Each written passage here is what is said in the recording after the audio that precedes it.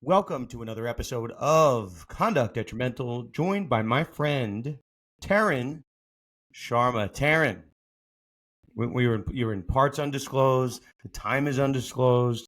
It's good to see you, my man. Yeah. I exist in the ether, Dan, and I appreciate you meeting me there. Yeah, no, I've learned how to 3D print. I 3D printed you, and I'm using ChatGPT to copy your voice. And like, this is just, it's easier. It's easier this way. I love that. Okay, so listen, we're having a college sports special episode. I was going through some of our previous episodes, and we've really been covering a lot of this betting scandal. I just generally feel like it's time for a college sports specific episode. That said, the time some gambling components has kind of just the way it worked out.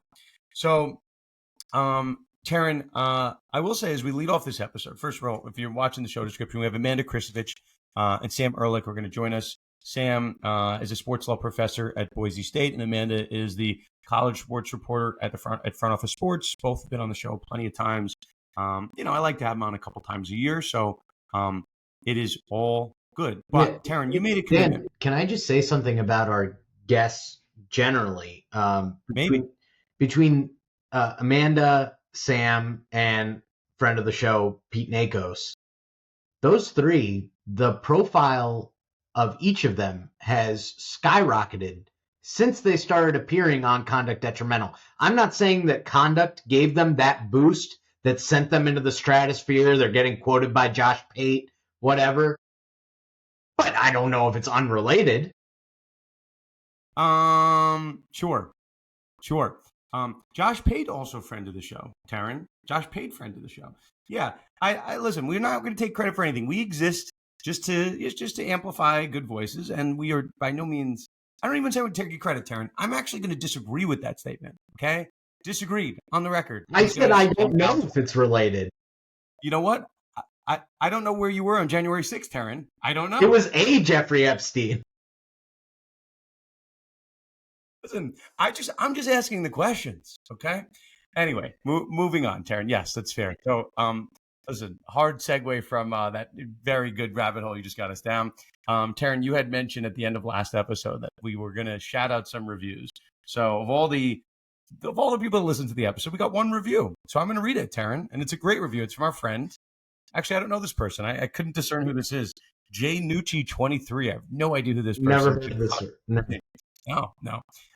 And for background, remember, we had hundreds of reviews. And then somebody who shall remain nameless moved us over to a podcast platform, and the reviews didn't transfer. So is what it is. It's kind of like Ryan Russillo moving over from The Ringer to Barstool. Same thing. New podcast feed. Same deal. Okay. This is what J Nucci 23 says. Conduct Detrimental is the best resource to learn about the legal side of sports. They all have wonderful hair and even better sports takes. Wow. J Nucci 23, whoever you are, fantastic review. So listen, whatever the next review is, as long as it's above board, we will read it. That's our new commitment. And you can call me out for my bad gambling takes. Justin Herbert to win the MVP, probably not a good gambling take. Yeah. No, Travis Hunter, he could still win, right? He could get that 1,000 yards. You know what, Tarun? I'm not talking to you anymore, except for what I'm about to say. That's the end of the episode. Tarun, we have a couple guests on the show. We are going to talk to Amanda and Sam at length about the following issues. And the fifth that we were going to talk to them about, Tarun, we'll discuss with you, and then we'll close this up on the back end.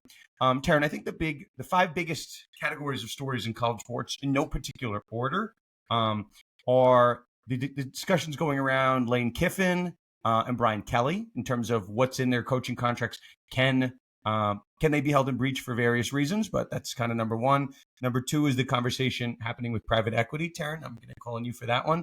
Number three, Tarun, is what's going on with sports betting, which Amanda's going to talk about. Then we have the eligibility issues that Sam Ehrlich has been a great resource for across the country concerning Diego Pavia and a number of players seeking to extend their eligibility. And last but not least, Amanda's going to, and I've already had the conversation with them, so I already know what she's going to talk about. Amanda has some pretty good updates on the College Sports Commission, this participation agreement, and basically this looming sheriff that's going to be in town and concerning investigations, punishments, all that stuff. But as Amanda will explain, it's a little tricky, slippery slope because these schools have to buy in to the authority of a third party be it the College Sports Commission.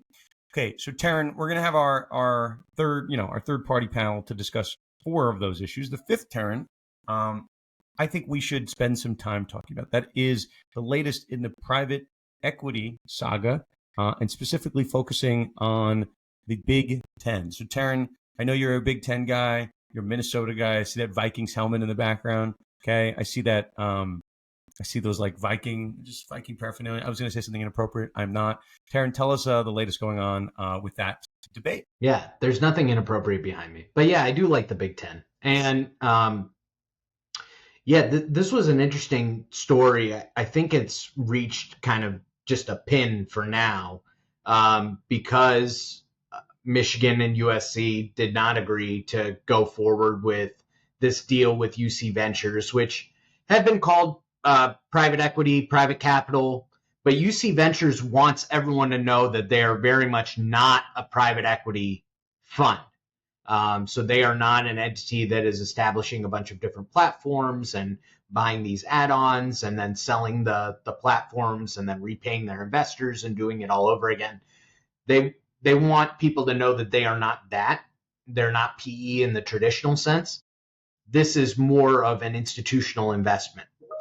And in this case, it's not going to move forward. And part of that reason is because there are very strong boards, Board of Regents at the University of Michigan, which is quite small, and at USC, which has a larger board, if my understanding is correct. And those boards did not want to move forward with this deal, which would have called for an extension of the grant of rights. Now, if anyone's been following this for a while, we've talked about the ACC's grant of rights and how that put them in a bad situation because they agreed to the ESPN deal, which kind of subjected them to second-class citizenship, even amongst the Power Four conferences. To this day, the Big Ten schools would have extended their deal through 2046, so that would have kept the conference together. And from the perspective of a school like Minnesota, which I'm a graduate of, I like Minnesota's athletic teams. It makes sense to want to tie yourself to Ohio State, to tie yourself to Michigan for as long as possible, because college sports has changed so much in the last 10 years. You're getting an additional 10 years on the back end. You still got 11 years on this current deal.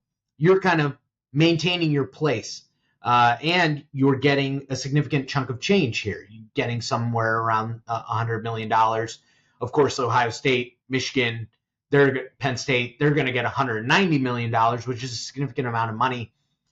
And then in exchange, UC Ventures was going to take a 10% share of Big Ten Enterprises, which is a new entity in which they were going to put all of the broadcast rights. They were also going to be looking for additional streams of revenue. So ultimately, we've reached this point where Michigan and USC have said that they're not interested in the deal. In fact, after the deal was tabled, they said, again, they're not interested in the deal. In fact, maybe they'll explore options to go independent, take the Notre Dame route, which remains to be seen if that is the approach after 2036.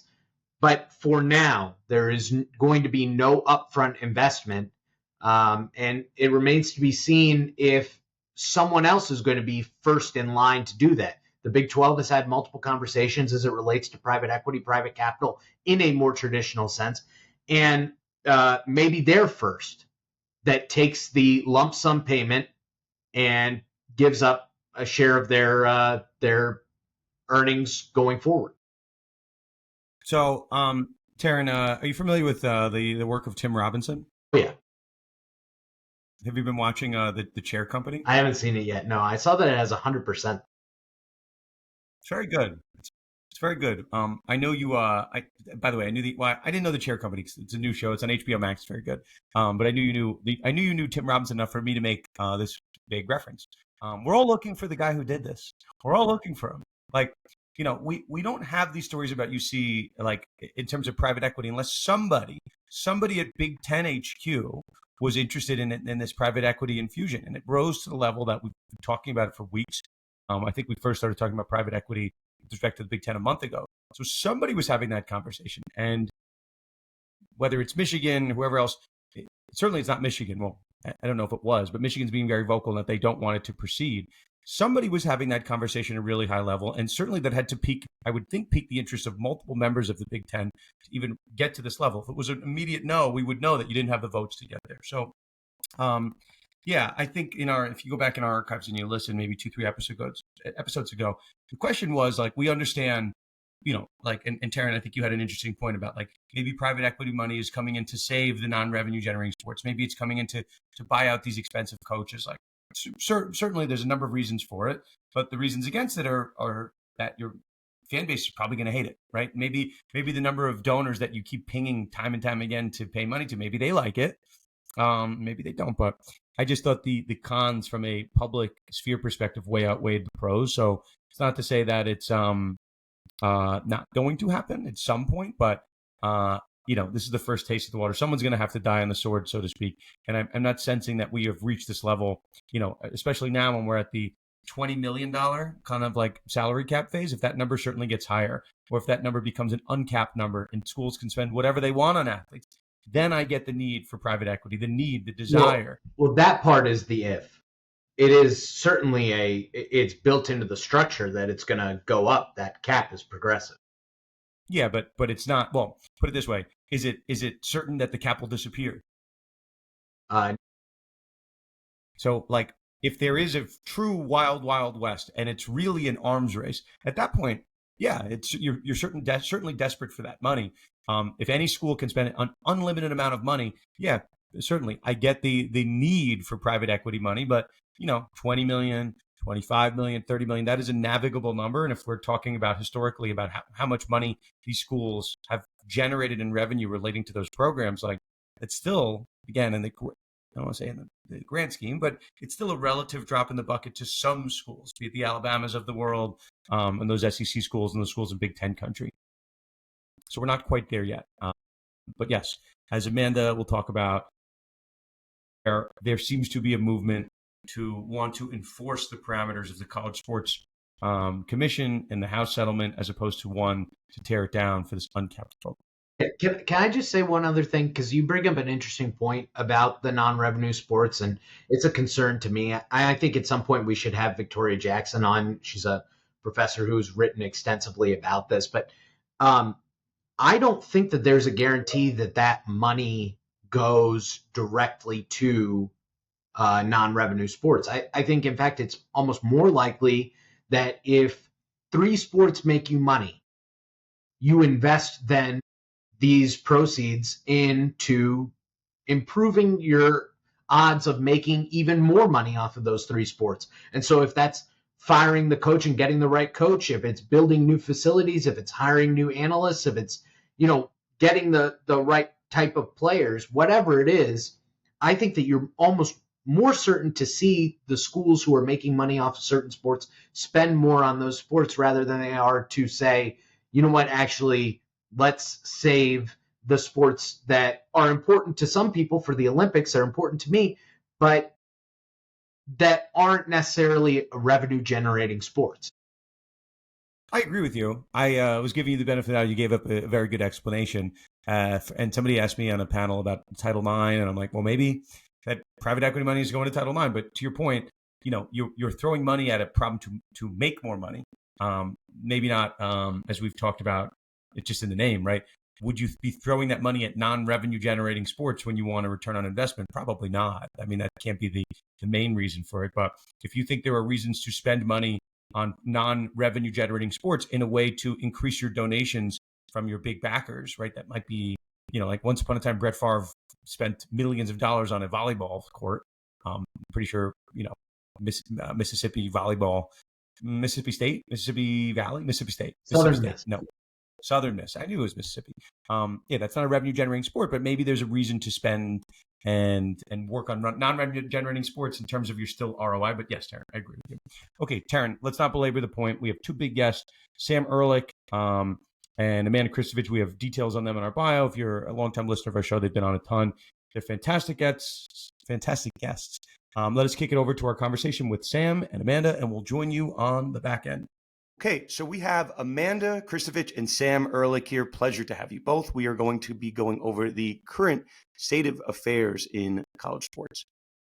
So, as I told you both offline, I would suggest to all of our listeners to subscribe to push notifications for both Amanda and Sam. They have both risen to my level. They have both made a commitment off the record, but I'm converting it to on the record that they will not tweet about anything other than really important issues. That's it. It's a binding contract. And can I shamelessly plug, also follow me on Instagram and TikTok because I'm making videos now about my reporting if you don't like to read. So, Did you just call our audience illiterate? Is that what you just did? no, I'm just saying all these lawyers, you all have so much to read. Sure. If you need an, if you're Sure. sick of reading for a minute and just want to get a story from TikTok, hit me up there. Okay. Maybe some of the listeners, not all of them. Certainly not the one who's actively listening right now. Yeah, sure. Okay, so I think between us, we've identified maybe 4 or 5 stories, and if we'll see how many we get to. Okay, I think the most pressing issue, one that we've been talking about a lot, one that's relevant to my world. Amanda, we'll start with you, and obviously Sam, jump in as you see fit. You have some stuff that I know you've been covering very closely. Amanda, I'm very curious about a story that you had on your feed, and obviously I follow you very closely on Twitter, X, whatever you want to call it. I find this very interesting that all of a sudden, after kind of 4 years-ish of no investigations that have had any teeth, we have this report that the College Sports Commission, the entity tasked with reviewing and approving NIL deals, might all of a sudden elect to have some teeth. So I'd love to hear your kind of what you're hearing on that front, how likely it is, how sharp these teeth will be. Okay, so here is the update on the College Sports Commission. The College Sports Commission has started to hire an enforcement staff and like an investigations staff. And I was told by a source a couple days ago that they have gotten some notable tips about potential rules violations. And these are rules violations that are like violating the terms of the House settlement, right? So think like NIL Go, maybe, roster limits, that sort of thing. And I don't know anything about what the rules that who violated these rules, but they are thinking about launching investigations in the next couple weeks. Meanwhile, this week, the College Sports Commission finally finalized their participant agreement, which is something that we talked about months ago, where all of the power conference schools basically sign an agreement that binds them to the rules and the enforcement and investigation processes of the CSC that have been laid out through the House settlement. And the most interesting part of that is that they're basically waiving their right to sue the CSC for anything related to these rules or the investigation. And they're potentially going to be punished for any of their associates suing the CSC, whether that be collectives, their players, or even state attorneys general. I've reached out to like half a dozen AG offices to get their thoughts on this. Haven't heard back yet, but I'm sure they will have opinions. So that's where we are. So I don't really view those two things as being a coincidence, right? So we've joked for the last year or so, College Sports Commission can't really do anything, same way the NCAA can't do anything until everyone agrees to accept their jurisdiction. I am curious, Amanda. I mean, obviously, if everybody agrees to accept their jurisdiction, maybe it's for the betterment of college sports. I don't know. What is the real motivation? Put it this way. What has changed? Why all of a sudden have the conferences agreed to be bound under this participation agreement? And Sam, certainly feel free to jump in as well. Yeah, just quickly, it's interesting because the conferences have agreed on what this participation agreement will say, but the schools actually have to sign it. The idea is that the schools will sign it, but there's a provision in the agreement that says that unless and until all power conference schools sign this agreement, it's not enforceable for anyone.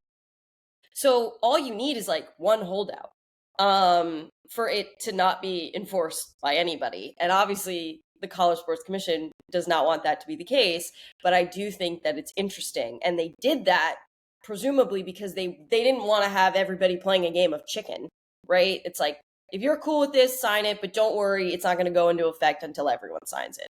But is everyone going to sign it? I'm not so sure. Okay, that's fair. So I guess this is one, and you can blink twice if you don't have to say this on the record, but is this one of these things that's like, it's a big news story, but it's not like, doesn't quite have the teeth yet? Like you blink, you don't have to say it on the record. Just blink. No, I mean, I think that's a Sam question because as the legal expert, I'm not the Sure. legal expert. Sure. Yeah, I think it's an interesting. For one, I totally agree. I don't think with you, Dan. I don't think it's a coincidence at all. I think it's very, very apropos and it makes a lot of sense for the CSC to want to insulate themselves as much as humanly possible before actually doing something. Because I think everyone knows it's only a matter of time before someone sues the CSC. Given how, yes, the House settlement binds athletes, it binds the schools, as the parties to this class action settlement.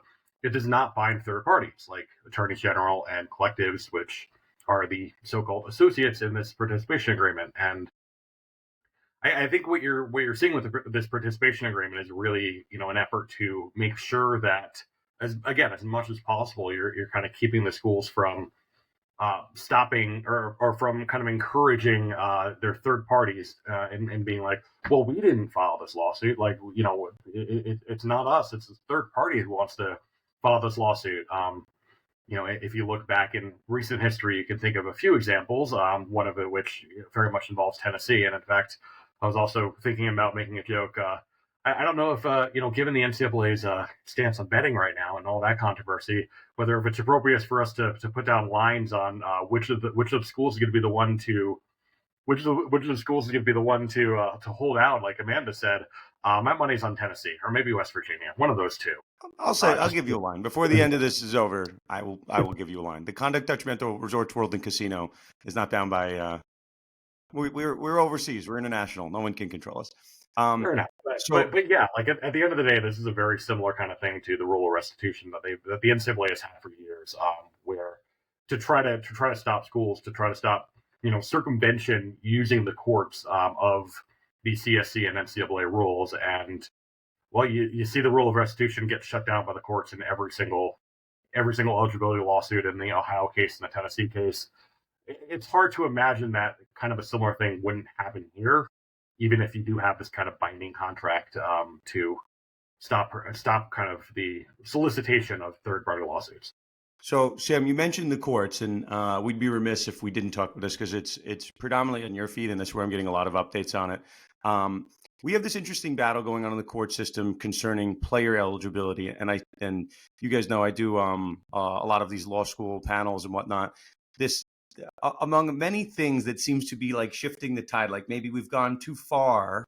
I'm not saying this, people are saying this. Maybe we've gone too far in terms of like tearing apart the fabric of college sports. Why should a player be playing 6, 7, 8 years? Like, at what point do we stop? At what point are we too close to this lawless level? Like at some point we have to have some barriers. So Sam, I think this eligibility conversation is emblematic of this discussion, right? Where is the barrier? So Sam, I'd love to hear, I know there's a number of cases you're following. I'd love to just kind of get a general sense of where we are on the eligibility front with respect to players.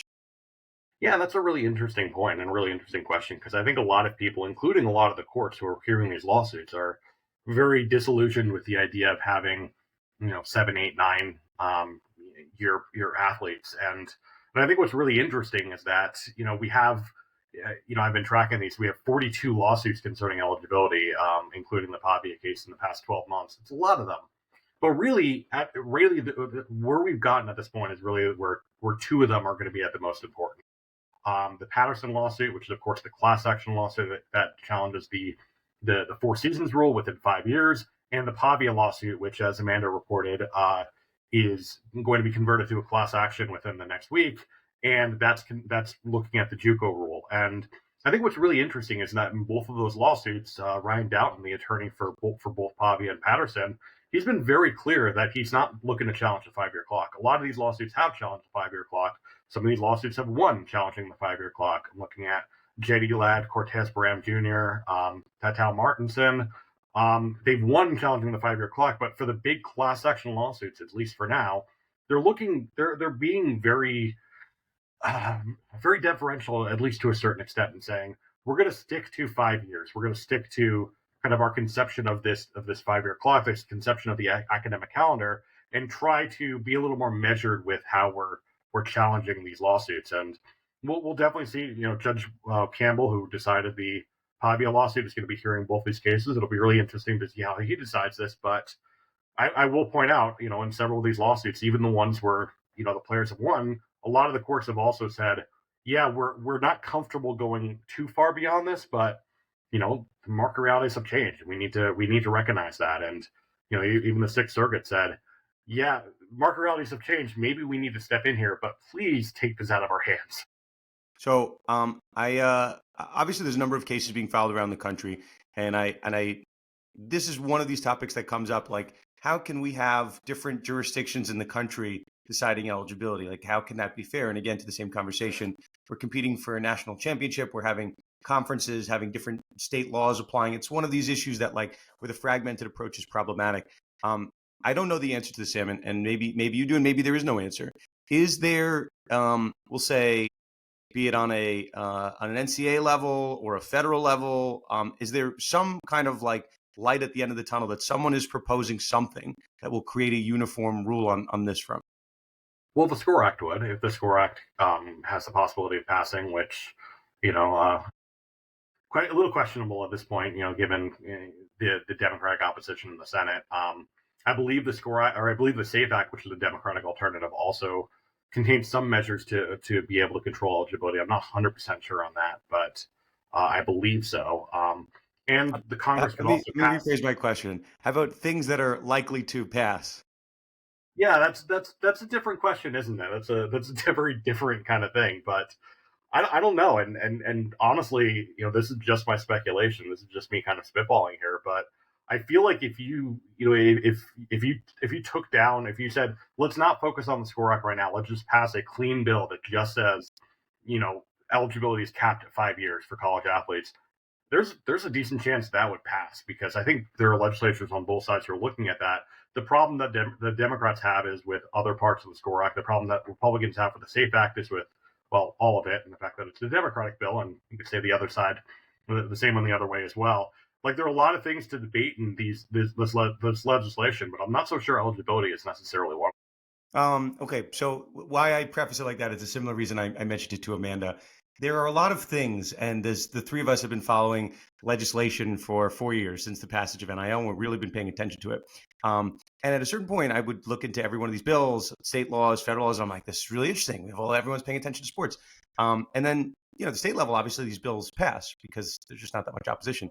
The federal level, I don't know how many we've had, 10, 15, like we could spend a lot of time talking about them, but until 20, 30, like until they pass it, they're really just academic discussions. So, yeah, so I guess it is what it is. And not that I'm rooting for it, but the hope is that there is someone that takes be it the College Sports Commission or the NCAA, and that invites a lawsuit that can be challenged, but nothing new on that front.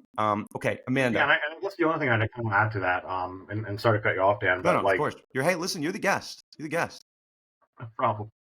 But yeah, the only other thing I'd add to that is, like, if you're asking for lights in the end of the tunnel, then yeah, I mean, anything happening in Congress right now is looks like slim to none. I mean, we'll see what happens with these various legislation. We'll see what happens, with all these things.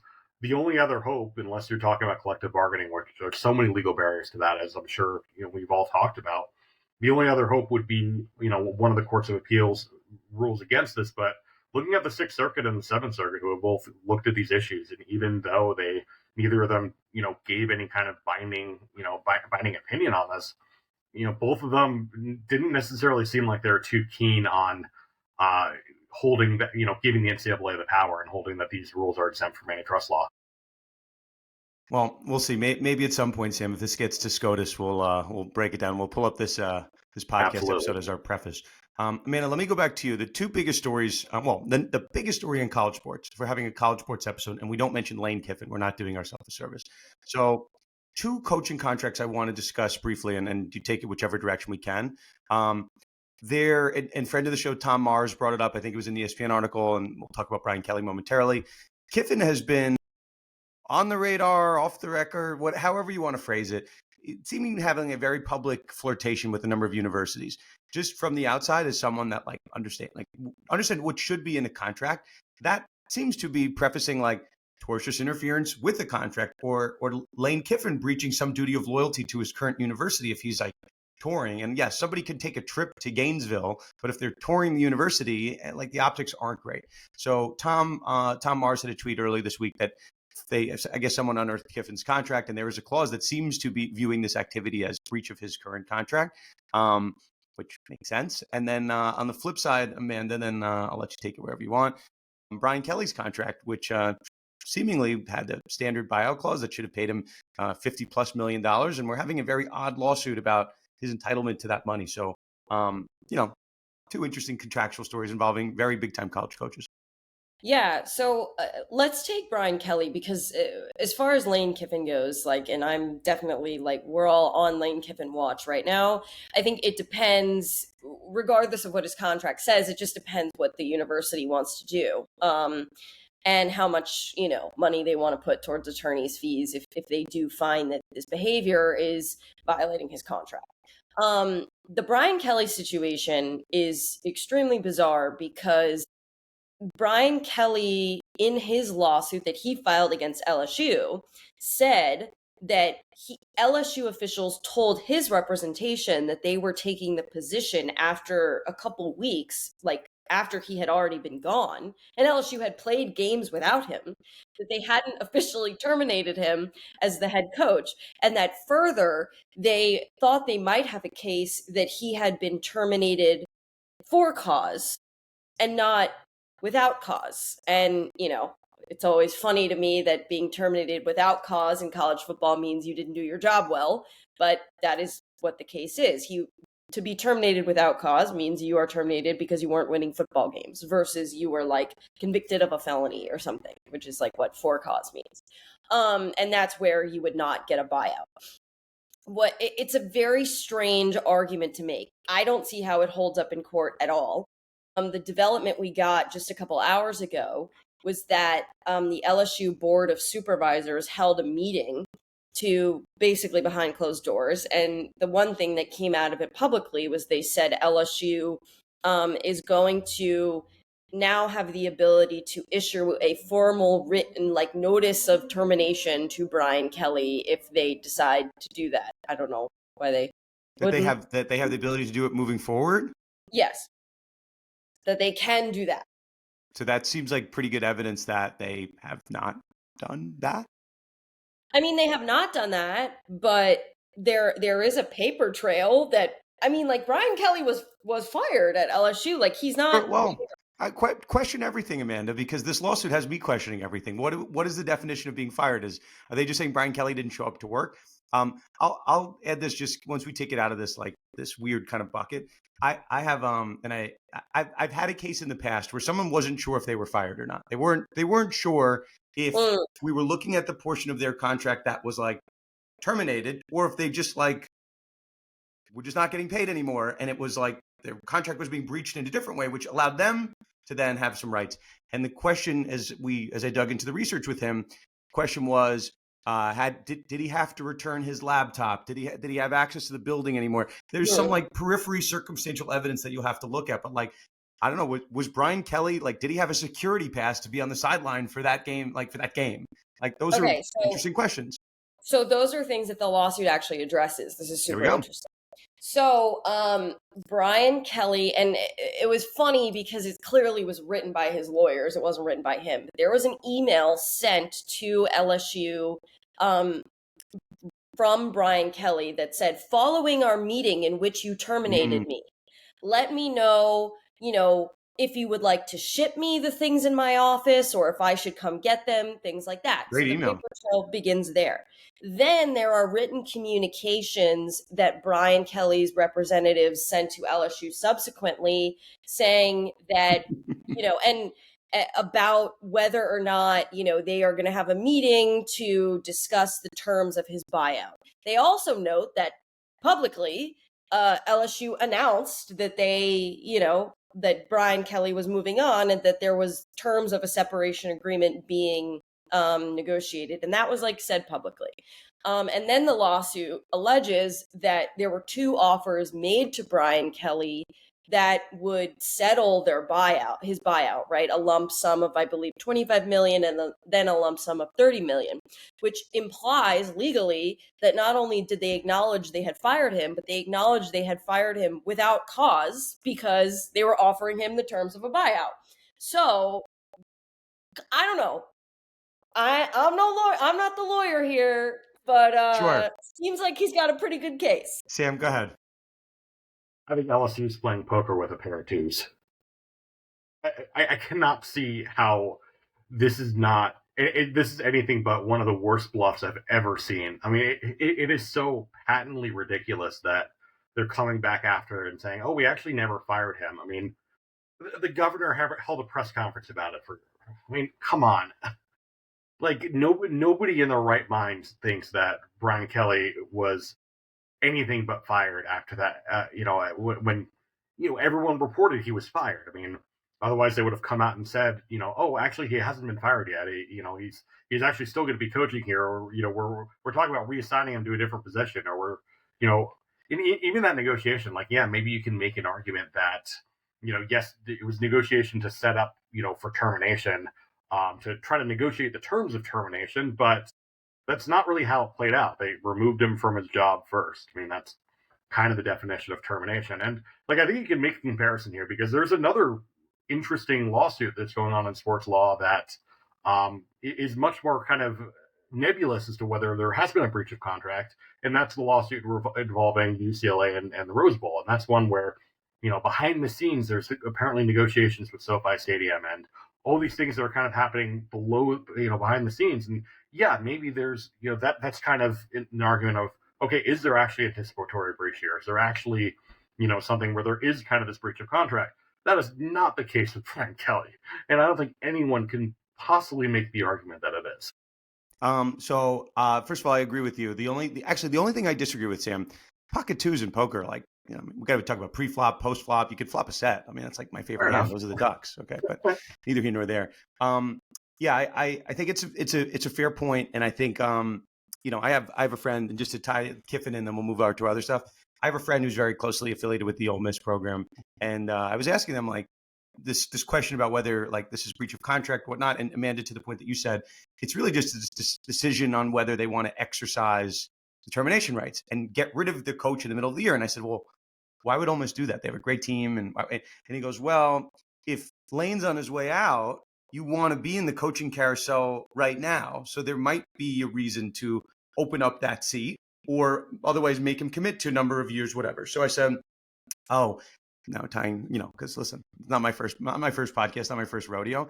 That's probably a discussion that LSU is having to say, like, well, why would we have fired our coach in the middle of the year? It's like, well, because James Franklin was fired and the coaching carousel was off, and you, Right.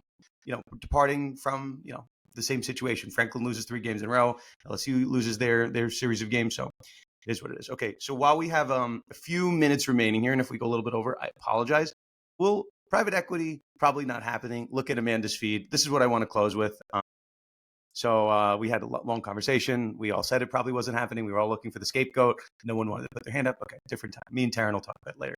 Okay, Amanda, we talked about this in the show, and I predicted this because listen, so every once in a while I get something right. Okay, we did a lot of stuff on the Terry Rozier, on the Chauncey Billups, and that was like the last week of October, and I'm like, this November 1st deadline, like, it's probably not going to happen. Like, I don't know what this is. And Amanda, I remember I gave you a shout out and I said, this is really bad timing, coincidence, just horrific timing for college sports to implement their passage of, rights in terms of college kids being able to go to pro sports. So we said it wasn't going to pass, and, they ended up postponing it. Amanda, that deadline is today. And as we're recording this at 1:30 Eastern, we don't know the result of those votes, but would love to just get your sense of what the conversation's happening, what this vote will be, if the vote passes or doesn't pass, what's going to happen. So I'd love to hear your sense of it. Yeah. So let me just give you a quick, so like assuming we're in the future, right? I'll explain both scenarios. So in the scenario that the Division I membership votes to rescind this rule. That's 2/3 of Division One, and then the rule will be rescinded for all three divisions. If we are living in that world, we are living in a world where Division One officials from schools and conferences, in many cases, appear to have changed their minds about this rule, because it wasn't like the NCAA conference or the NCAA like official office came up with this idea and they were like, yeah, let's just like let the kids bet on pro sports. And then all of a sudden the NCAA schools and conferences were like, no, no, no. This proposal had been going on for months. And in October, when it was passed by a committee that was made up of conference and university officials. Now, some of these conference and university officials who voted in favor of this rule going into effect in the first place, now their representatives or their tangential representatives may be voting against it, which I find very interesting, given that the rule rescission 30-day process started after the Terry Rozier NBA scandal, right? So this is clearly like more of a PR move than anything. If we are living in the world in which the decision is not rescinded, that doesn't mean that the decision, that the rule, is set in stone forever. The process is just that you would have to go, like the Division One membership would have to go through the entire process again to get the rule struck down. And again, it's like we're living in this world where everybody was okay with this or seemingly okay with this until the NBA scandal. The NCAA committee said that they had concerns about it and they were like sort of acknowledging them. But ultimately, it appears that the NBA scandal has like been the catalyst for this whole like rescission or not rescission. It's been the catalyst for a couple of things, but yeah, and certainly more to come on that. Amanda, appreciate it. Sam, anything else to add on that? No, I think Amanda covered it perfectly. Okay, listen, I said half an hour. It's like almost half an hour on the nose. I appreciate you both greatly coming in on short notice. Sam Ehrlich, Amanda Christovich, both of their info in the bios. If you want to follow Amanda on Instagram and wherever else, it's her pinned tweet on X. Okay, it's pinned tweet. Find it. Okay, thank you both very much, and we'll have you on soon. Thank you. Thanks so much, Dan. So that was Sam Ehrlich and Amanda Christovich. Love having them on.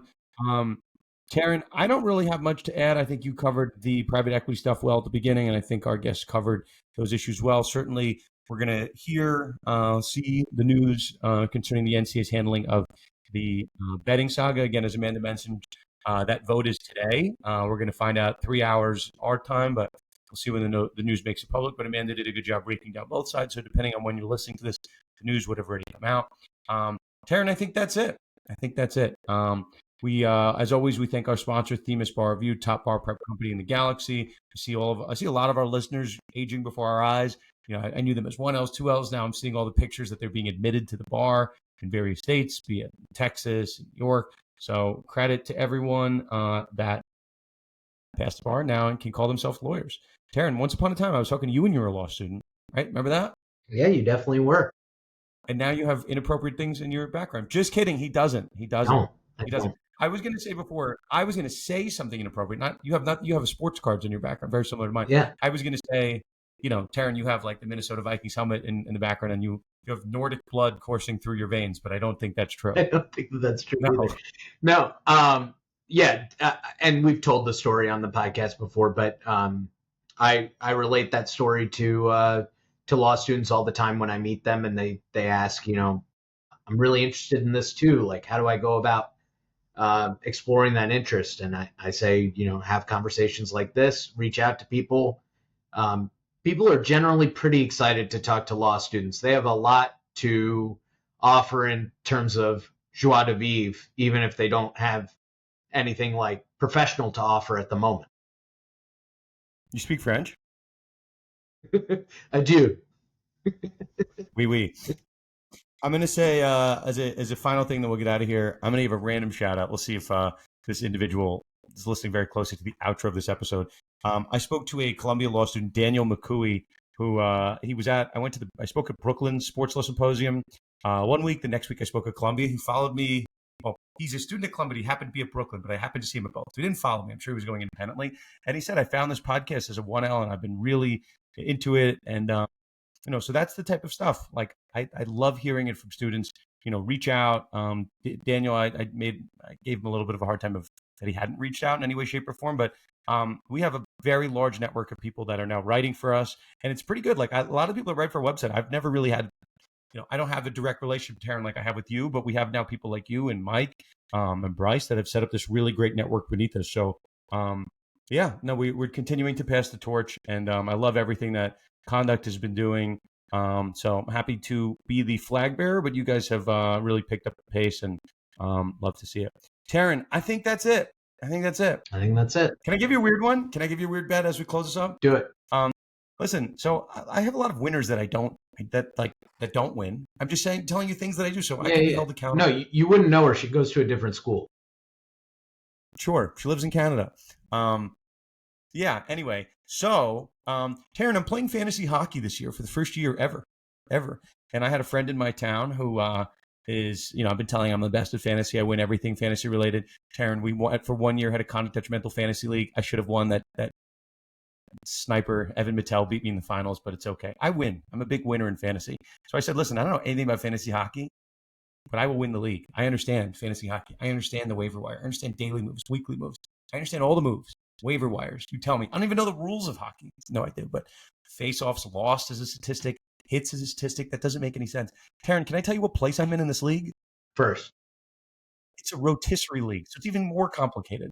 Okay, I'm in second place, Taryn. Okay, second place. I'm heavily invested in the Anaheim Mighty Ducks. I don't know any of the players on my team. I know a couple of Rangers. That's it, Taryn. We're grinding. Okay, and in honor of my fantasy hockey team, I put a bet. Okay, on the Anaheim Mighty Ducks to win their division. I'm not even sure what division they're in, but I have a lot of Ducks on my team.